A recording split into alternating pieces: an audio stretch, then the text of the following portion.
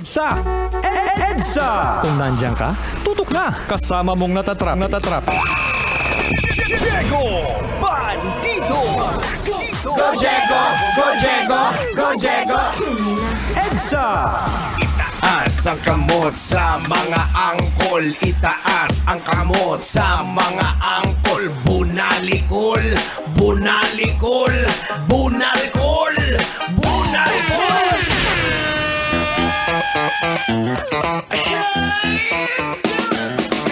28 minutes after 6 o'clock in the evening, and you see broadcasting live across the Ibana Bay. This is 90.7 Love Radio, and we're going to keep you committed straight until 9 o'clock in the evening. Hope you guys all having a great time. We got a great music in store for you. Hello there, my name is Diego Bandido, and I got with me the one and only Tangenyo, straight up until 9 o'clock. Hope you guys is having a great time. If you don't have a great time, don't worry, it's party time.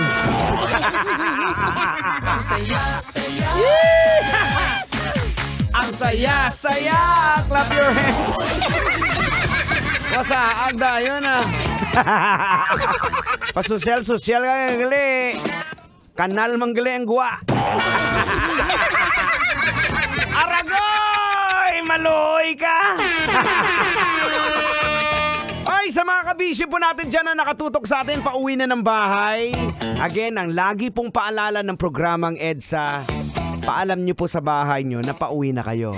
Na, Ling, ano man tawagan ninyo ng partner mo, ng misis mo. Darling, pauwi na mi. Ligo na yo. Pagdating ko, wrestling tayo.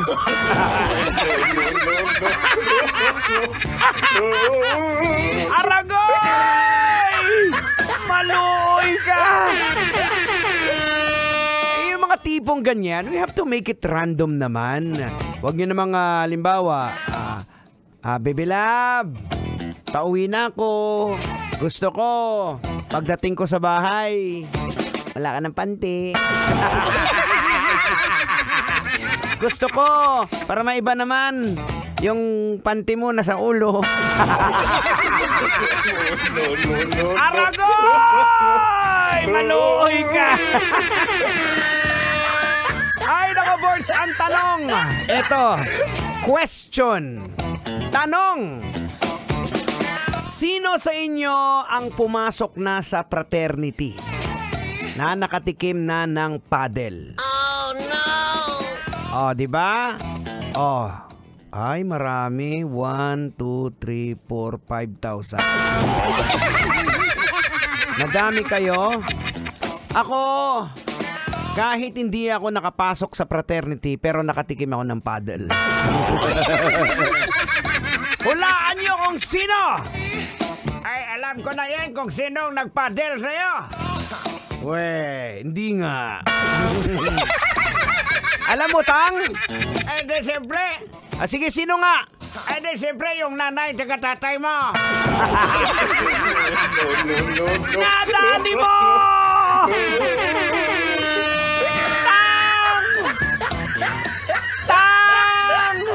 Tanghenyo ka talaga! Henyo! Iba ka talaga, Tang. Oo, tama. Sa mga nakatikim ng paddle, pero hindi sa fraternity, kundi mula sa nanay at tatay nila.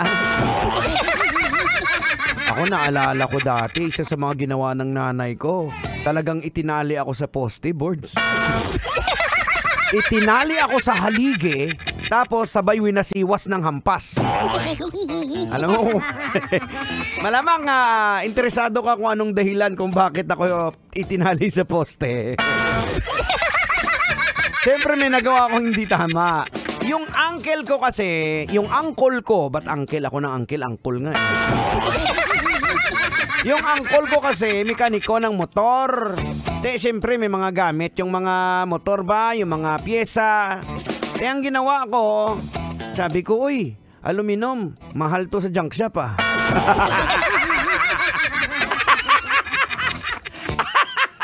Aragoy! Maluhoy ka! So yun ang ginawa ko, ginpakilo ko yung mga pyesa ng motor. Di siyempre, bata ka pa nung tiba-tiba.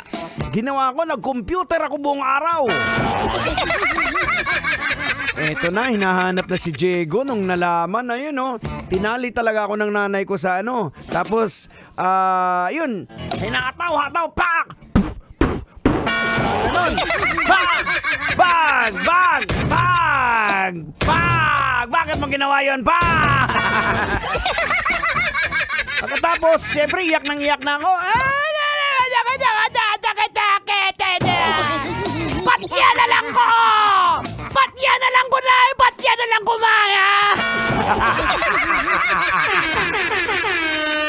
Aragay! Maluhi ka!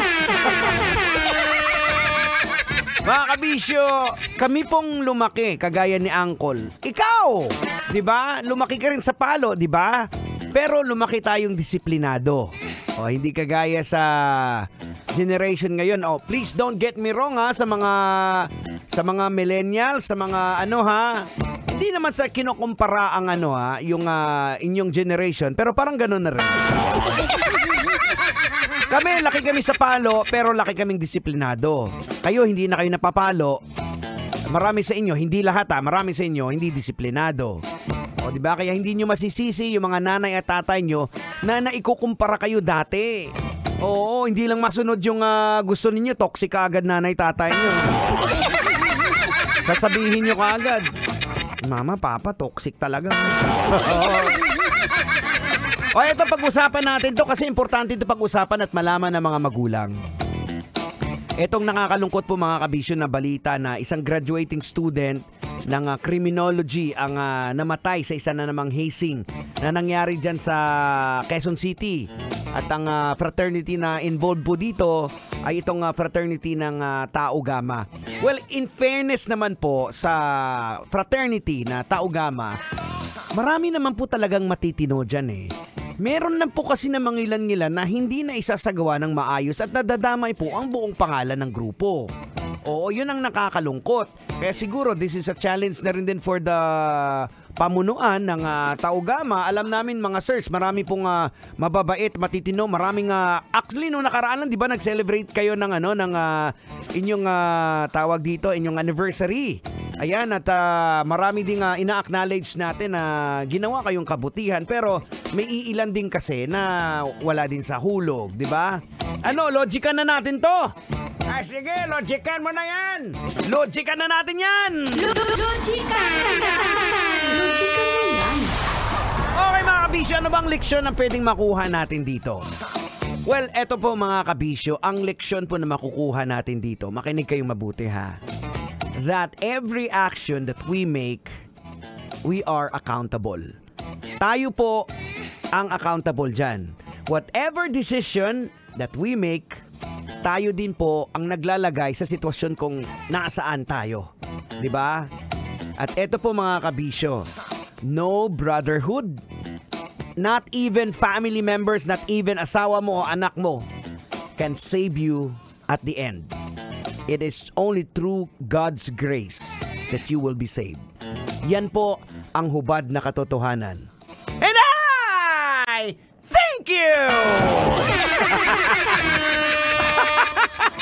Alright mga kabisyo, it is now 36 minutes after 6 o'clock in the evening. I hope you guys are having a great time. If you're not, don't worry. You better stick around straight up until 9 o'clock in the evening because I got a whole lot of music in store for all of you at siguradong mag-i-enjoy po kayo ngayon. Kagaya this one, I'm gonna give you a song from The Youth. Yeah! Rock and roll to the world! Multong Bukla coming right up to you, straight up. This is 90.7 Love Radio. Ito po ang programang EDSA.